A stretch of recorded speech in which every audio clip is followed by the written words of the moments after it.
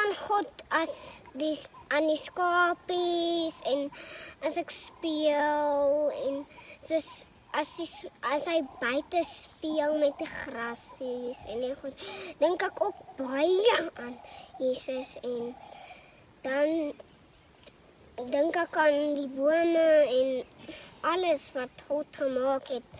Dis baie almagtig en die berge en goed en baie mooi. Dankie. Ek ervaar God se genade in die feit dat hy my so liefhet dat hy sy seun aan 'n kruis laat sterf het sodat ek die geleentheid mag hê om sy kind te wees. Ek ervaar God se genade deur om arme mense te help. Al doen mense so ietsie kleins vir hulle, dat hulle net so ophelder en dit so waardeer wat ook al mens vir hulle doen. Ek vind God se genade deur wie en wat ek is. Ek hoef nie my godsdiens in die geheim uit te leef nie. Ek kan dus enige tyd, enige plek my godsdiens toepas. Ek ervaar God se genade daarin dat ek te midde van die COVID-19 en die totale inperking, die Here se vrede en se vreugde nog in my lewe kan ervaar. Ek ervaar die Here se genade wanneer ek tyd spandeer in die natuur, asook saam met my gesin, my man en my kinders. Hierdie laaste ruk het ek weer die natuur en die wêreld begin sien deur die oë van 'n kind en net weer van voor af waardering gekry vir alles wat God vir ons gemaak en geskape het en hoe perfek hy alles vir ons gelos het. As jy tyd in die natuur spandeer en saam met jou gesin, kan jy nie anders as om die Here se genade aan te voel nie.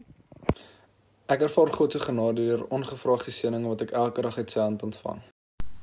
Ek ervaar God se genade in die wete dat ek nie noodwendig dit self kan doen nie, maar dat God dit wel kan doen.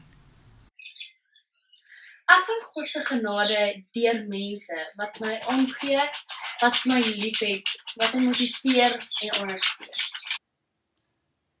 God se genade is eenvoudig onbeskryflik groot.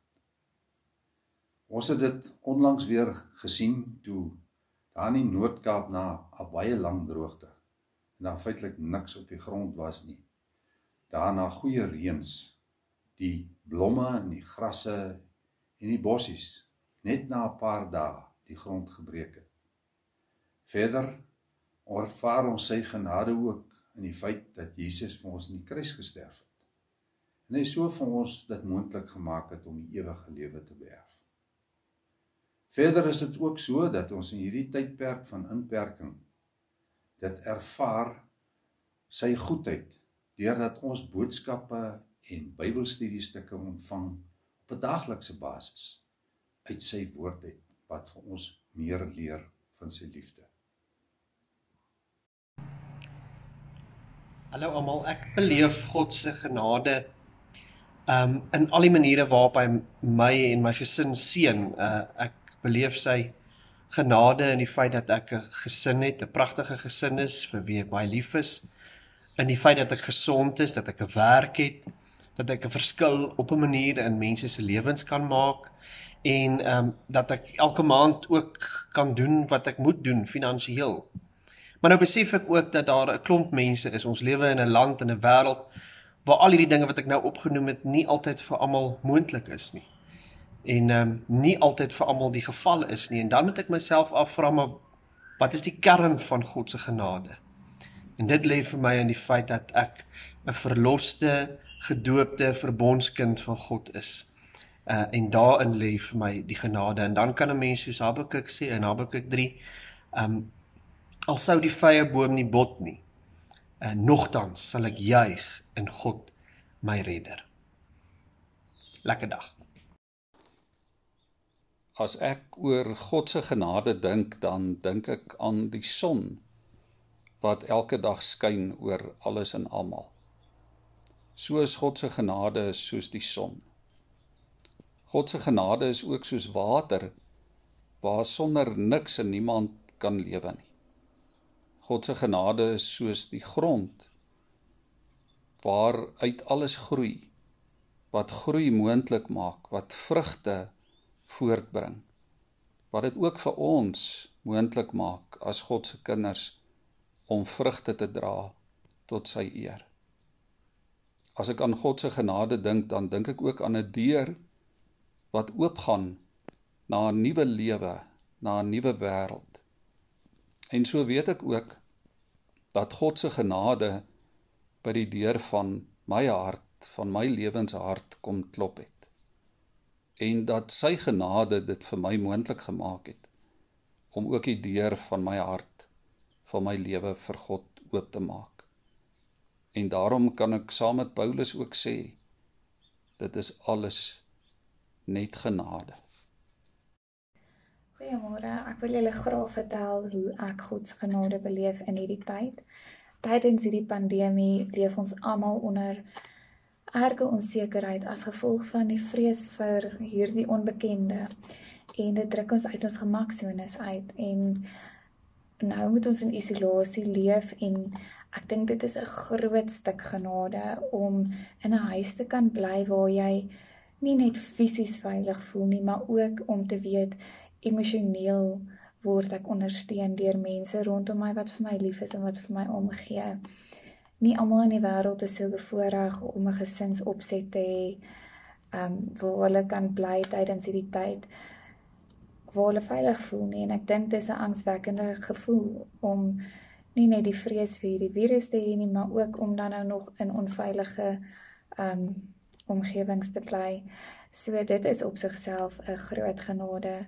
Maar as ek kan getuig van hoe ek God se genade die afgelope 3 jaar spesifiek in my lewe beleef het, wil ek julle graag vertel. 3 jaar terug was ek kritiek siek in ICU en Dr. Hannes de Kok van Noordgemeente in Bethlehem met my besoek. En hy het vir my kom sterkte toewens en hy bring toe vir my hierdie groen gelamineerde kaartjie. En hierop is 'n teksgedeelte uit Klaagliedere 3 vers 22 tot 23 wat sê: daar is geen einde aan sy ontferming nie. Dit is elke môre nuut. U trou is groot. En hieronder het hy vir my geskryf: nuwe genade vir jou elke dag. En ek het hierdie kaartjie opgeplak op my spieelkas. En die afgelope 3 jaar is dit die eerste ding wat ek lees in die oggend as ek my hare kam of my gremering aansit. En dit het my gedra bloot deur die feit dat dit is dieselfde God wat ons volk in die Bybelse tyd deur woestynjare gedra het, deur ballingskap, deur pla, deur siektes. Hy is nog steeds getrou aan ons. Hy ontferm hom oor sy kinders. Ek sien hom as hierdie vaderlike figuur wat besorg is oor ons, wat ons beskerm en wat ons bemoedig. En dit is genade om daai hoop te hê om aan vas te klou. Ek weet nie hoe mens deur sulke tye moet kom as jy nie in God glo nie. En hierdie teksgedeelte het my die afgelope 3 jaar gedra deur elke môre vir my nuwe genade te gee, deur vir my te laat onthou, God is met my, ten spyte van die feit dat ek met my gesondheid sukkel, ten spyte van die tye wanneer mens in jouself twyfel, of wanneer die lewe sy vraestukke na jou gooi, en wanneer mens bekommerd is, of wanneer mens seer gemaak word deur mense, of deur dinge rondom jou wat gebeur. God is elke dag daar, te midde van krisisse. Nie net in die slegte tye nie, in die goeie tye ook. En ek hoop dat hierdie teksgedeelte vir julle ook elke dag 'n stukkie nuwe genade sal gee en dat dit ook betekenis sal byvoeg by julle lewens soos wat dit in my lewe gedoen het. Lekker dag.